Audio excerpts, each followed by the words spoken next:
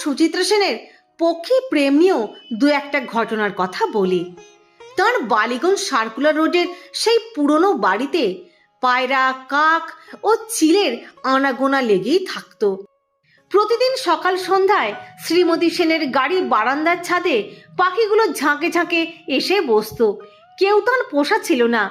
তার গাড়ি বারান্দার ছাদে তাদের দুবেলা খাবারের আয়োজন করে রাখতেন তিনি। একটা বড় অ্যালুমিনিয়ামের গামলাতে জল ভরা ছিল। সেই জলে অনেক পাখি নির্ভয়ে স্নান করত।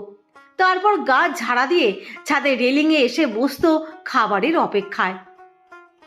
সুচিত্রা সেন নিজের হাতে পাখিগুলোকে খাওয়াতেন। চাল আর খুদ যত্ন করে ছড়িয়ে দিতেন তাদের সামনে। খাওয়া শেষ হলে পাখিগুলো আবার ডানা মেলে উড়ে যেত মুক্ত আকাশে। পাখিদের এই খুঁটে খুঁটে খাওয়া দেখে খুবই আনন্দ পেতেন